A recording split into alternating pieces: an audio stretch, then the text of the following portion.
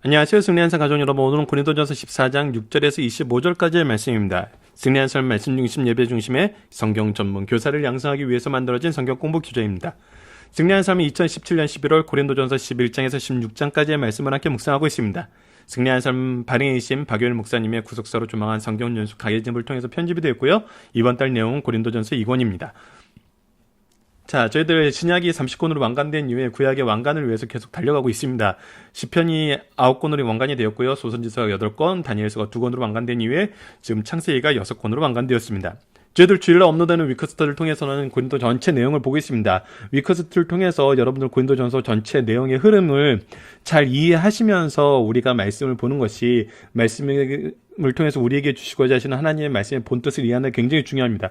그리고 우리가 이것을 항상 볼 때는 구속사적인 관점으로 봐야 됩니다. 하나님께서 우리에게 구속의 덕을 세우시기 위해서 이 말씀을 주셨고 이 말씀을 통해서 변화받게 하시고 이 말씀을 기준으로 우리에게 나가게 하시기 때문에 우리가 이것을 언약신학적인 관점에서 구속사로 보는 게 중요하고, 이번 주에 우리가 무엇을 가지고 묵상하냐면 은사와 직분과 사랑이 어떻게 삼위일체 하나님의 일하심 속에서 우리에게 주어지느냐요, 이것이 우리로 하여금 무엇을 이루게 하나요? 라는 제목의 말씀입니다. 자, 우리가 지금은 어제 제시되었던 대로 방언이 우리에게 잘못 해석하고 잘못 적용되는 부분에 대해서도 얘기를 하고 있습니다. 그러나 이것은 여러분들 방언에서만 멈추지 말고 우리 각자에게 주신 은사, 직분, 사명도 이 관점에서 봐야 됩니다. 이 관점에서 보지 않으면은 우리가 굉장히 어리석은 상황에 모이면서도 우리는 그것을 스스로 지혜롭게 여기는 그런 잘못된 상황 속에서 헤어나지 못하게 됩니다. 그래서 우리가 무엇을 해야 되는지, 무엇을 향하여 나가야 되는지 다시 한번 말씀을 통해서 확인하는 시간을 갖도록 하겠습니다. 자, 성도가 드릴 바른 예배의 자세입니다. 자, 이게 예배 시간을 통해서 이 은사가 어떻게 드러나면서 이 은사를 통해서 오히려 예배의 질서가 방해되는 것이 무엇인지를 분명히 얘기해줘요. 그래서 이제 지금까지는 사랑에 대해서 얘기하면서 13장에서 사랑으로 지금 14장으로 연결시키고 있어요. 그러면서 이 사랑이 무엇 가운데 있어야 됨을 얘기해 주는 것으로 14장 말씀 우리를 또 끝으로 인도하면서 결론을 내려주냐면 바로 질서입니다. 그래서 질서를 해치는 것이 무엇인지를 우리에게 보여주고 이것이 얼마나 미련한 것이고 잘못된 것인지를 얘기하면서 이 질서에 참여할 수 있도록 우리를 인도하는 것을 우리가 보면서 우리가 예배의 질서를 지키기 위해서 세움받은 그 직분들의 있음을 기억하면서 항상 준비하고 하나님 뜻대로 예배드리고 하나님이 주신 이 축복을 가지고 세상에 나가는 승리한산 가족 여러분들 되었으면 합니다. 자, 말씀을 보도록 하겠습니다. 그런지 형제들아, 내가 너희에게 나아가서 방언으로 말하고 계시나 지식이나 예언으로 가르치는 것으로 말하지 아니하면 너희에게 무엇이 유익하리요? 방언으로 말하는 것은 방언은 우리가 뜻을 모르는 거예요. 뜻을 모르는 걸로 얘기하는데 우리가 어떻게 그것을 이해할 수 있고 소화할 수 있고 적용할 수 있겠어요? 가끔 우리가 훌륭한 스승, 훌륭한 코치라고 얘기할 때 훌륭한 학자라고는 얘기하는데 훌륭한 스승이라고 얘기를 듣지 못하는 분들이 있어요. 그것은 되게 동일합니다. 동일한 결과에서 나오죠. 뭐죠? 아는 것은 많은데 그것을 잘 전달하지 못해요. 이거는 굉장히 큰 차이거든요. 왜 그러냐면 내가 아는 것으로 끝난다는 것은 나의 성취로 끝나는 거예요. 근데 이것을 어떻게 해요? 전해요. 물론 이것을 그냥 한 방에 쉽게 딱 전달하는 것도 되게 훌륭한 스승이죠. 근데 대부분의 훌륭한 스승님들은 어떻게 합니까? 자기가 있는 곳으로 이끌어주죠. 그래서 뭐예요? 포기하질 않아요.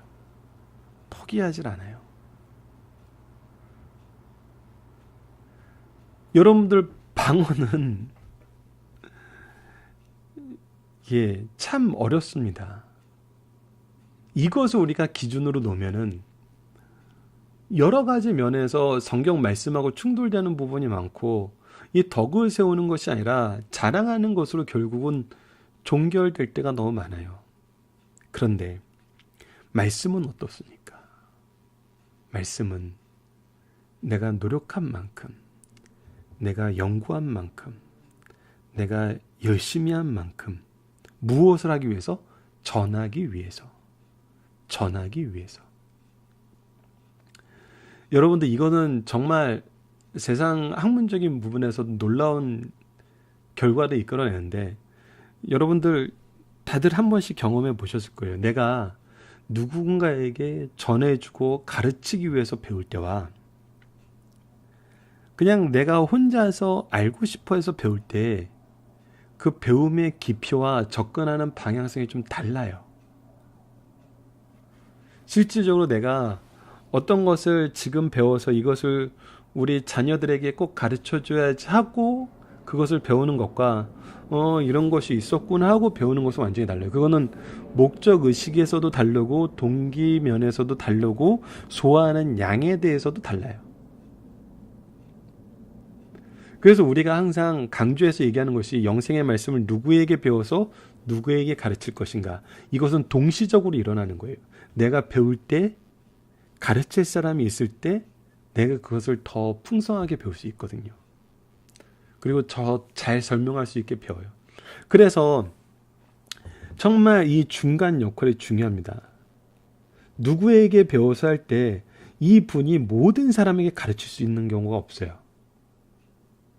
그러면 어떻게 해요? 이 배웠던 사람이 이분이 가르치지 못하는 이 위치에 있는 사람에게 가르치는 거거든요. 이것이 교회에서 이루어지는 굉장히 중요한 모습입니다. 그래서 저는 가끔 교사 교육 훈련을 시킬 때 교사분들에게 굉장히 먼저 감사의 인사를 해요.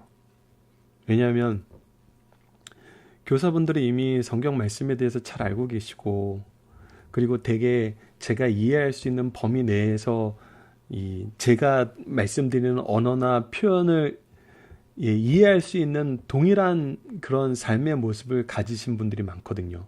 자라나온 세대도 비슷하고 경험했던 역사도 비슷하고 환경도 비슷하고. 근데 그분들이 이제 만약에 유치원 아이들에게 가르친다, 초등학교 아이들한테 가르친다 그러면은 저 초등학교 때랑 지금 초등학교 때랑 완전히 다르잖아요. 그러니까 접근하는 방식이 완전히 변해야 돼요. 그래서 제가 교사 교육을 할 때는 항상 감사해요. 저는 선생님들한테 말씀 가르치고 이 내용 가르치는 게 너무나 쉬운데 선생님들은 이것을 소화한 다음에 다시 한번 더 하셔야 되거든요.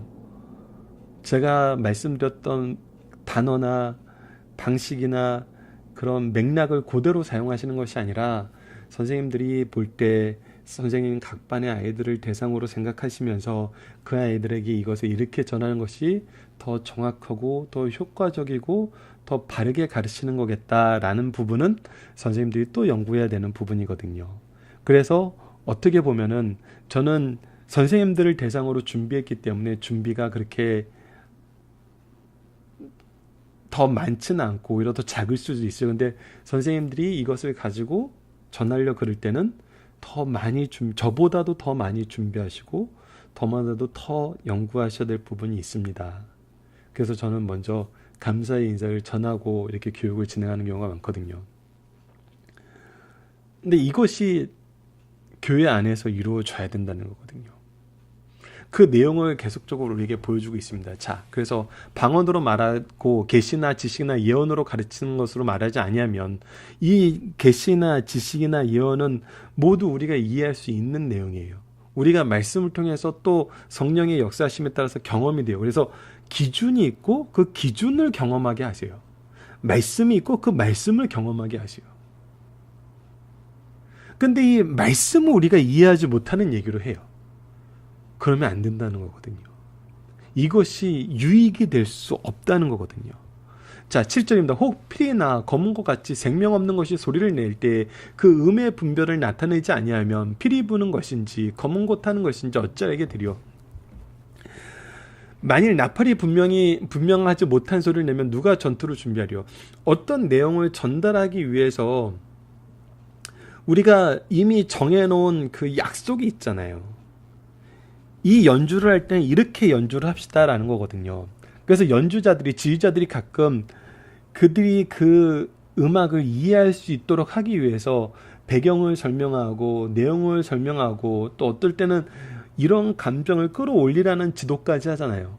이것이 전부 무엇으로 돼요? 말로 되죠. 그래서 이 약속에 의해서, 이 지도에 의해서 음이 제시될 때 그것이 바르게 또 전달되는 거거든요.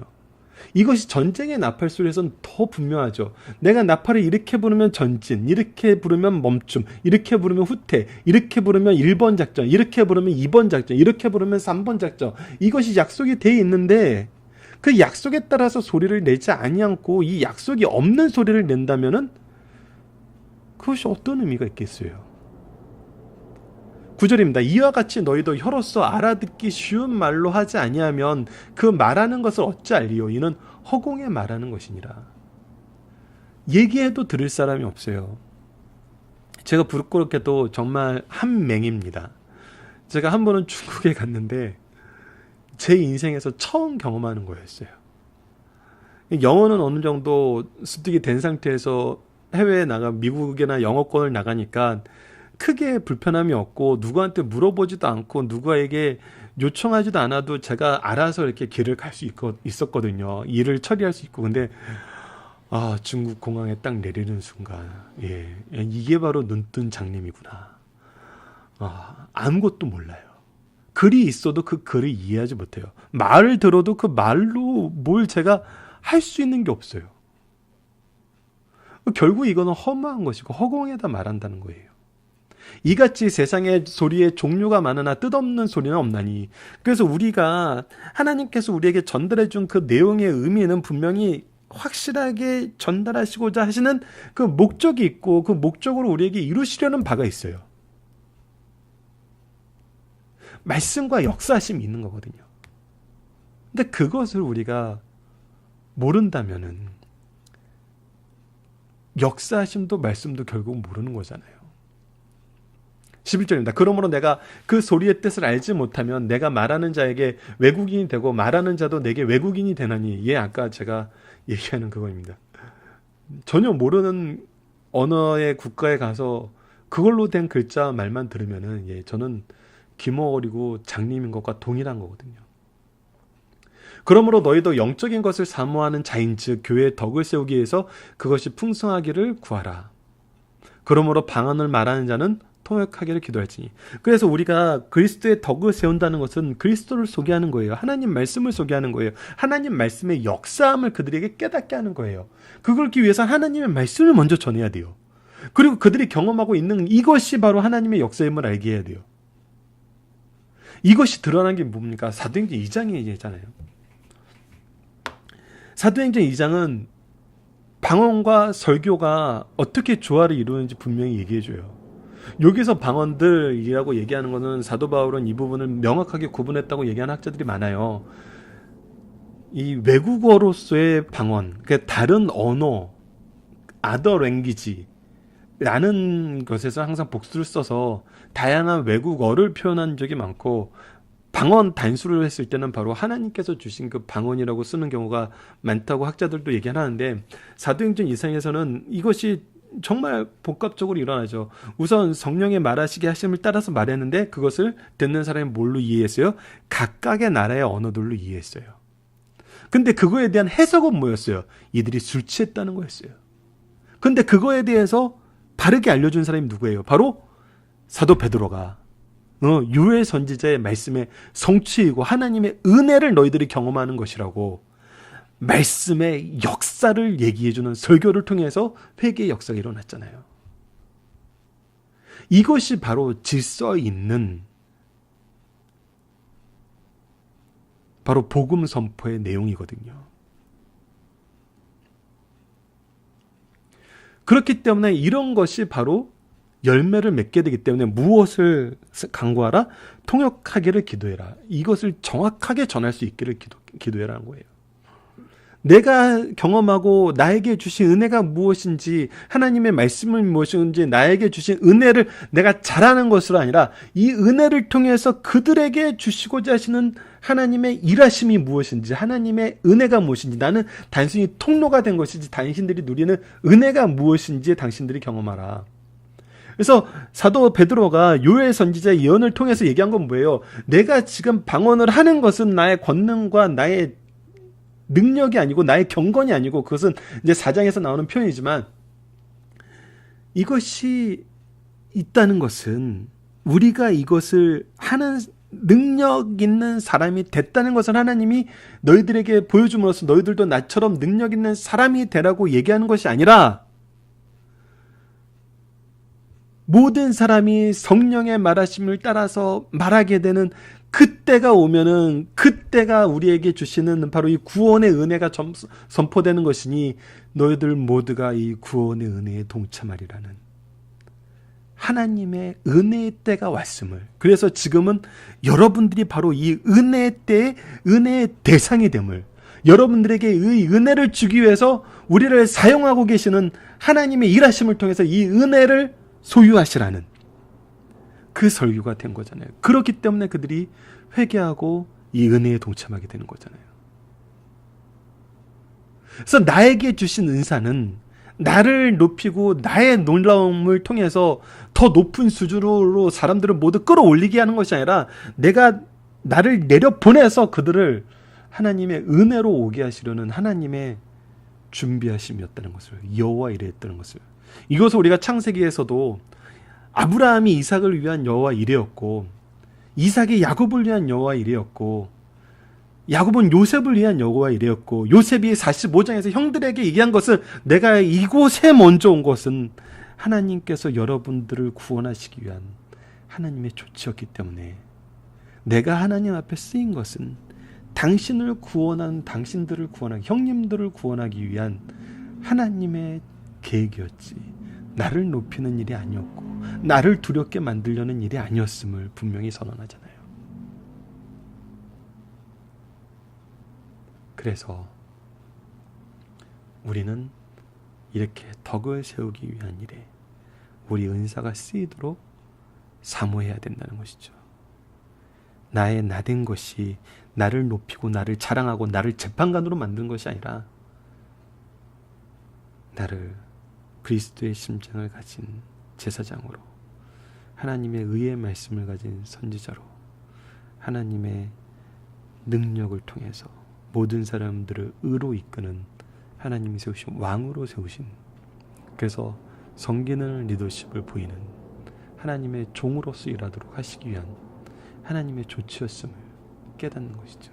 그래서 우리가 전하고 싶어하는 이 말씀, 우리가 그들을 위해서 수고하는 이 수고, 때로는 우리가 그들을 권면하고 징계할 때도 있지만, 그 모든 것이 뭐였다고요? 사랑이었다고요. 누구의 사랑? 하나님의 사랑이었다고요. 그때 열매를 맺는다고 하거든요. 자, 15절 봅시다. 그러면 어떻게 할까? 내가 영으로 기도하고 또 마음으로 기도하며, 내가 영으로 찬송하고 또 마음으로 찬송하리라. 예, 이것이 그래서 같이 돼야 된다는 거예요. 질서 있게, 균형 있게 이루어져야 된다는 거예요. 그러면 어떻게 할까? 예, 16절입니다. 그렇지 아니하면 내가 영으로 축복할 때 알지 못하는 처지에 있는 자가 무슨 말을 하는지 알지 못하고, 내가 감사하면 어찌 알면 하리요. 너는 감사를 잘했으나 그러나 다른 사람의 덕 세움을 받지는 못하리라. 우리가 영으로만 해야 하는 것이 그들이 이해하지 못하는 것으로 얘기할 때는, 그래서 여러분들이 질서를 세운다 그럴 때는 이 일이, 그래서 항상 우리가 중요하게 생각해야 되는 것이 때의 신앙입니다. 때의 신앙. 우리는 이 일을 빨리 하고 싶어 해요. 이 일이 빨리 이루어졌으면 좋겠어요. 그래서 그러니까 여러분들 그냥 잔소리하지 말고 내가 하라는 대로 따라오세요. 이렇게 얘기하는 게 어떻게 보면 속이 시원해요. 때로는 따르는 사람도 그걸 원해요. 저는 복잡한 이렇게 성경 말씀 공부하는 거 싫고요. 그냥 목사님이 하라는 대로, 선생님이 하라는 대로, 장로님이 하라는 대로 그냥 따라갈 테니까 그냥 결정하고 우리에게 통보만 해주세요. 그러면 우리는 그렇게 할게요. 때로는 이것이 신앙생활을 따라오는 사람들 입장에서도 편할 때가 있어요. 왜? 쉽게 가고 싶은 거거든요. 근데 그럴 때 항상 어떤 일이 일어나요? 문제가 일어나거든요. 항상 누군가의 뜻이 하나님 말씀보다 더 중요하게 생각되는 그 과정으로 갑니다. 그래서 가르치는 자도 정말 이렇게까지 해야 되나 할 정도로 꾸준히 말씀으로 이해시키고 고백시키고 인도해야 되고, 따르는 자도 이것이 항상 말씀을 기준으로 옳은가 그런가 살피면서 하나님 말씀의 뜻과 위반되지 않으면 아멘하고 따를 수 있는, 그랬을 때 이것이 흔들리지 않거든요.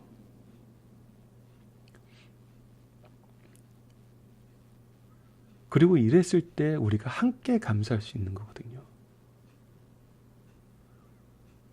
여러분도 교회 건축을 하는데 정말 교회 건축할 때 제일 많이 들어가는 게 뭡니까? 한 번도 교회 건축을 위해서 합심하여 모이는데 기도에 참여하지 않고, 한 번도 어떠한 면에서도 헌신하지 않은 사람이 교회 건축을 보면은 무엇을 느끼나요? 아무것도 안 느끼거든요. 아, 우리 교회 참 예쁘게 잘 지었다, 이건 느낄 수 있죠. 근데 그 안에서 역사하시는 하나님의 뜻과 그 일의 성취를 어떻게 이루셨는지는 전혀 모르거든요. 눈물의 기도와 눈물의 헌신이 있음을 모르거든요. 그래서 이런 얘기를 하죠. 교회가 이렇게 커졌는데, 이런 일에도 돈을 썼는데 왜 이런 일에는 돈을 안 쓰냐? 돈을 쓰는 일에 집중하는 사람들로 변하거나, 아니면 그것을 그냥 자유롭게 이용하기 위해서 더 많은 자유를 요구하는 것으로 변하거나, 그렇게 되는 거 우리가 보잖아요. 그래서 우리가 때의 신앙, 우리가 이 때를 정하는 것이 아니라 하나님의 정하신 때를 따르는 것, 이것이 바로 우리가 말씀을 배워야 될 때면 말씀을 가르치고, 기도해야 될 때면 기도를 하고, 수고해야 될 때면 수고를 하고, 이것을 다 건너뛰고 그냥 목표 지향 쪽으로 가는 것이 아니라 목표를 이루시는 분도 하나님임을 믿으면서, 이것이 우리가 창세기에서는 얼마나 놀라운 걸로 변함을 알았어요. 인간적인 방법으로는 애굽의 총리가 될 수 없는 요셉을 노예로 보내고 감옥에 보낸 다음에 몇 대가 걸쳐서도 그렇게 될 수 없는 그 환경에서 단 13년 만에 이 일을 행하시는 하나님의 때가 얼마나 우리에게 빨리 왔는지 알잖아요. 그렇기 때문에 우리가 더디 오든 빨리 오든 하나님의 때를 의지하는 것, 이것이 우리에게 되게 중요합니다. 그래서 이것을 위해서 우리는 항상 무엇을 따라서? 질서를 따라서. 자, 18절을 봅시다. 내가 너희 모든 사람보다 방언을 더 말함으로 하나님께 감사하노라. 바울은 이 방언의 은사도 강한 사람이었어요. 더 많이 할 수 있는 사람이었어요. 그러나 교회에서 내가 남을 가르치기 위해 깨닫는 마음으로 5마디 말하는 것이 1만마디 방언으로 말하는 것보다 나으니라. 내게 주신 은혜가 귀하다 하더라도 이것이 그리스도의 덕을 세우는데 사용되지 않으면은 아무리 큰 것보다 이 작은 것이 더 소중하다는 거예요. 덕을 세울 수 있는 그것이. 이것이 우리의 은사의, 직분의, 사명의 기준이거든요. 무엇이 귀한 직분이고 무엇이 귀한 은사고 무엇이 귀한 사명이냐? 바로 그리스도의 덕을 세우는 것이 귀한 거라는 거예요. 나에게 얼마나 더 많은 것이 있든지, 그럼 우리의 삶은 무엇이 기준이 돼야 되냐면 이 덕을 세우는 삶이 기준이 되는 거예요. 그래서 기독교인들이, 많은 분들이 이것을 어떻게 내 삶 속에서 표현합니까? 내가 회사에서는 사장이에요. 회사에서는 부장이에요. 회사에서는 어떤 전문가예요. 회사에서는 박사예요. 사회에서는 박사예요. 뭐 많아도 우리가 때로는 어떤 호칭으로 불리우는 걸 또 좋아해요. 목사님, 집사님, 장로님, 성도님, 형제요, 자매요. 왜? 내가 덕을 세우는 그 일에 쓰임받는 직분이었기 때문에.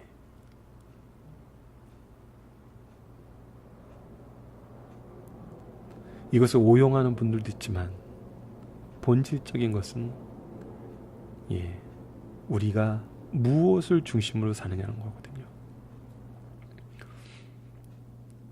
20절입니다. 형제들아, 지혜는 아이가 되지 말고 악에는 어린아이가 되라. 지혜는 장성한 사람이 되라. 자, 우리가 이제 정말 봐야 되는 거는 무엇이 지혜고 무엇이 악인지 이제 구별할 수 있잖아요. 고린도전서 1장에서 13장 말씀까지를 통해서 우리가 이것을 구별할 수 있는 분명한 기준을 주시고 말씀을 주시고 우리가 전통적으로 배워온 그 내용을 다시 생각나게 하셨잖아요. 21절을 보면 21절을 여러분들 잘 이해해야 됩니다. 21절 22절. 자, 율법에 기록된 바 주께서 이르시되 내가 다른 방언을 말하는 자와 다른 입술로 이 백성에게 말할지라도 그들이 여전히 듣지 아니라 하였으니, 이 얘기는 이사야서의 말씀에 나타나는 것인데, 아무리 그들에게 하나님 말씀을 전하고 아무리 그들에게 얘기를 해도 이들이 얘기를 안 들어요. 그래서 뭐라고 예언하냐면, 너희들이 알아듣지 못하는 말로 이 말씀을 얘기를 들을 때가 오리라. 근데 그때는 이미 늦었다는 거거든요. 심판의 증거로 나타난 그런 내용이었어요. 그래서 22절을 무엇으로 봐야 되냐? 그러므로 방언은 믿는 자들을 위하지 아니하고 믿지 아니한 자들을 위하는 표적이니, 이것이 이제 믿는 자들과 믿지 아니하는 자들에 대한 이해를 해야 되는데, 이것은 바로 21절의 얘기를 통해서 나타난 것처럼 믿지 않은 자는 바로 유대인들을 얘기해요. 율법주의자들을 얘기하는 거죠. 이들이 무엇을 원해요? 이들은 표적을 원해요. 그러니까 표적을 원하는 거로서의 방언을 얘기를 하는 사람들에게는 이것이 그들에게 표적이 되기 때문에 이들은 이것을 막 크게 봐요. 하늘에서 온. 근데 우리가 볼 때는 이것이 뭐라는 거예요? 표적으로서 나타나는 건 중요한 것이 아니라는 거예요. 그들이 원하는 표적으로서 나타나서 그들이 와 하는 게 중요한 게 아니라 무엇이 중요한 거예요?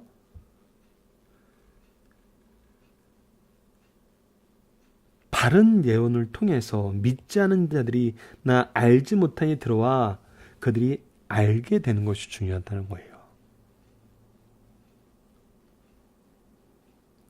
그래서 여기서 믿지 않은 자들은 바로 유대 율법주의자들 얘기예요. 표적을 구하는 자들 얘기예요. 우리가 방언을 중요하게 생각하는 것이 이것이 아니었나, 우리는 다시 한번 돌아봐야 돼요. 23절이다. 그러므로 온 교회가 함께 모여 다 방언을 말하면 알지 못하는 자들이나 믿지 아니하는 자들이 들어와 너희는 미쳤다 하지 않겠느냐. 야, 이게 무슨 일이니?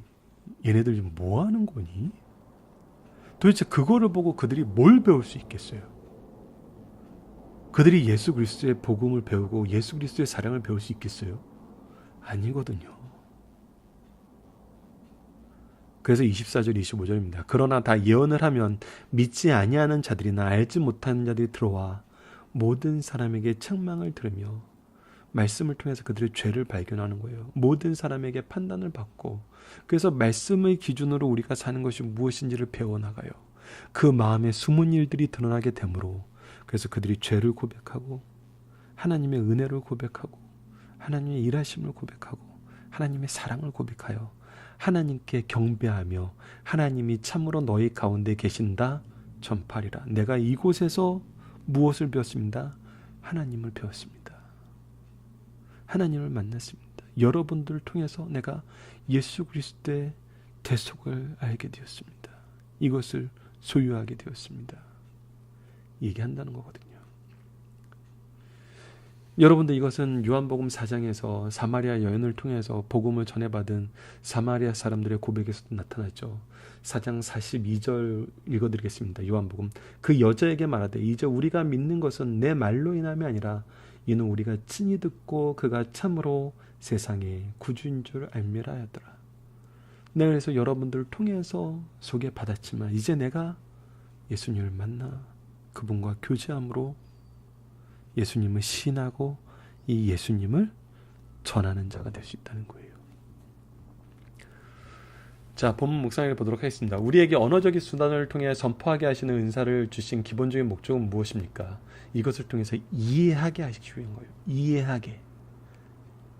근데 이해하지 못하게 하는 말로 전할 수 있고, 이해하기 못하게 하는 것이 우리 신앙생활의 중심이 되면 도대체 사도행전 1장 8절처럼 복음을 위해서 나가라는 이 명령을 어떻게 우리가 수행해요?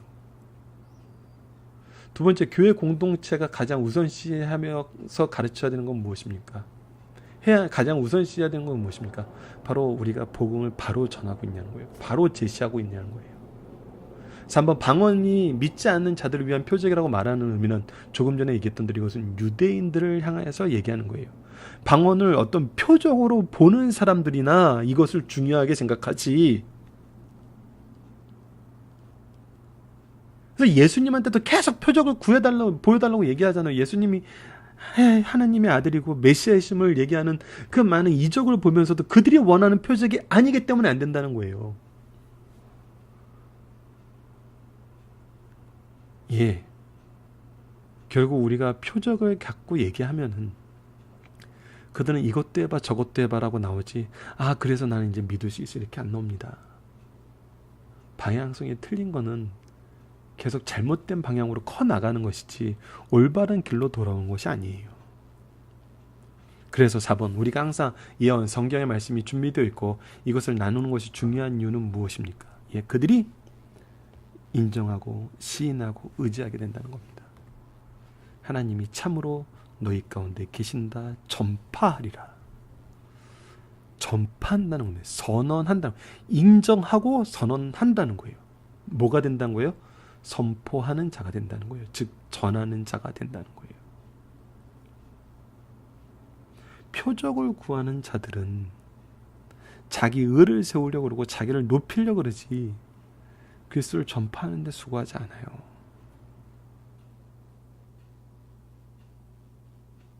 이것이 바르게 균형을 잡아야지 유대인들처럼 잘못된 기준으로 제시를 하면은 우리는 어리석은 길을 가게 되는 것입니다. 자, 중심사상 봅시다.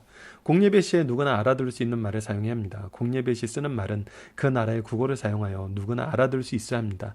그리고 진리의 말씀을 전하는 설교자는 가능한 한 각색하지 말고 말씀 그대로 단순하게 증거해야 됩니다. 동시에 확신 있게 받은 바대로 증거해야 됩니다. 두 번째입니다. 교회에서 드리는 공예배는 전인격적으로 드려야 됩니다. 먼저 예배 드리는 개개인이 마음과 뜻과 정성을 다하여 드려야 합니다. 입술로 찬양하고 기도하지만 마음과 일치하지 않는 외식적인 예배를 드려서는 안 됩니다. 또 영적으로 하나님께 기도드리면서 자신이 무엇이라고 하는지 모르는 기도를 해서는 안 됩니다.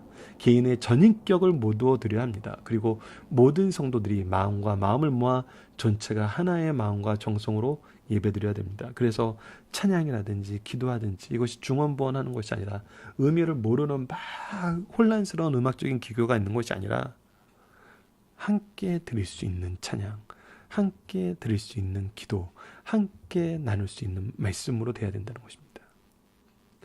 세 번째, 성숙한 성도는 예배를 통해서 하나님께 영광 돌릴 뿐 아니라 미숙한 성도들에게 은혜를 끼칩니다. 모든 성도들이 하나님께 바르게 예배드릴 때 불신자나 신앙이 약한 자들은 죄를 깨닫고 하나님께 경배하게 됩니다. 그러나 알아듣지 못하는 방언을 하여 무질서하게 되면 초신자나 불신자들은 성도를 미쳤다고 하거나 함께 휩쓸려 바른 예배를 드릴 수 없게 됩니다.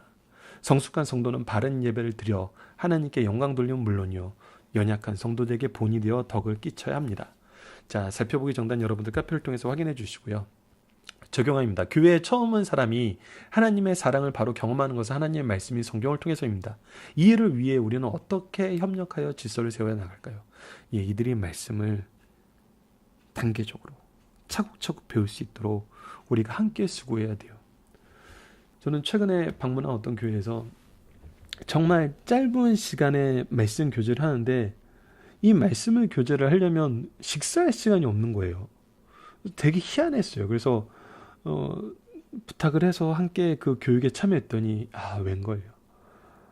봉사자들이 1대1로 식사 서빙을 다 해줍니다. 식당이 복잡하고 정말 줄이 길고 정말 그 봉사하는 것 자체가 되게 힘든 상황인데 말씀을 배우는 시간을 확보해 드리기 위해서 저는 정말 감동했어요. 이것은 참 좋은 질서인 것 같아요.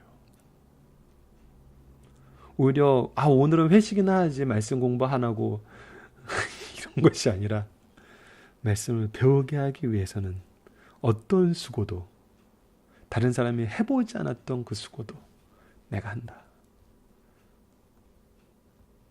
이것이 우리가 협력하고 세워나가야 되는 질서라는 것입니다.